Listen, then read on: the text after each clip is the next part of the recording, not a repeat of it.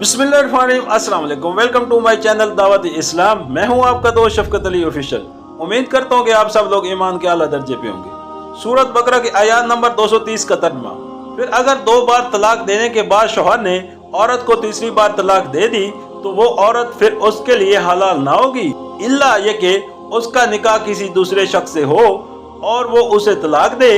तब अगर पहला शौहर और ये औरत दोनों ये ख्याल करें कि हदूद इलाही पर कायम रहेंगे तो उनके लिए एक दूसरे की तरफ रजू कर लेने में कोई मजाका नहीं। ये अल्लाह की मुकर्रर करदा हद हैं जिन्हें वो उन लोगों की हिदायत के लिए वाज़ेह कर रहा है जो उसकी हदों को तोड़ने का अंजाम जानते हैं। सूरत बकरा आयशा नंबर 253। हदीस सही से मालूम होता है कि अगर कोई शख्स मास अपनी मुतलका बीवी को अपने लिए हलाल करने की खातिर किसी से साजिश के तौर पर उसका निकाह कराए और पहले से ये तय करे कि वो निकाह के बाद उसे तलाक दे देगा तो ये सरासर एक नाजायज फेल है। ऐसा निकाह ना होगा बल्कि माज एक बदकारी होगी और ऐसे साजिशी निकाह और तलाक से औरत हरगिज अपने साबका शौहर के लिए हलाल ना होगी। हजरत अली और इब्ने मसूद और अबू हुरैरा और उकबा बिन आमिर की मुत्तफका रिवायत है कि नबी करीम सल्लल्लाहु अलैहि वसल्लम ने इस तरीके से हलाला करने और हलाला करवाने वाले पर लानत फरमाई है। सूरत बकरा की आयत नंबर 231 का तर्जुमा।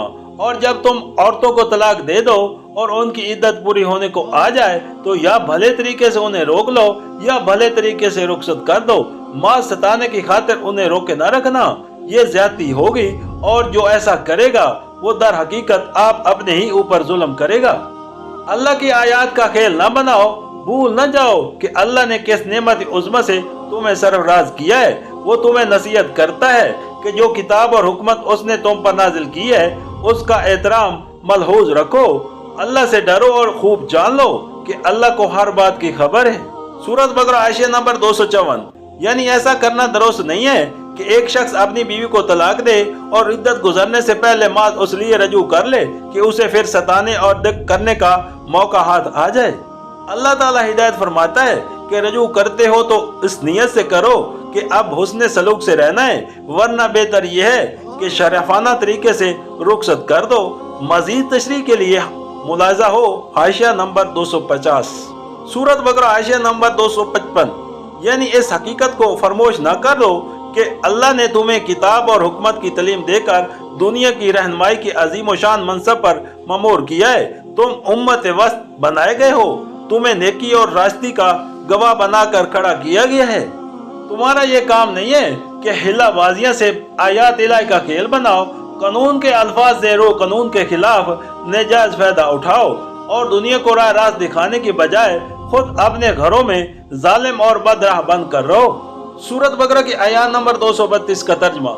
जब तुम अपनी औरतों को तलाक दे चुको और वो इद्दत पूरी कर लें तो फिर उसमें माया न हो कि वो अपने ज़ेरे तजवीज़ शौहरों से निकाह कर लें जबकि वो मारूफ तरीके से बाहम मुनक़हद पर राजी हों। तुम्हें नसीहत की जाती है कि ऐसी हरकत हरगिज़ न करना। अगर तुम अल्लाह और रोज़े आखिर पर ईमान लाने वाले हो तुम्हारे लिए साश्ता और पाकीज़ा तरीका यही है कि इससे बाज रहो। अल्लाह जानता है तुम नहीं जानते। सूरत बकरा आयशा नंबर 256।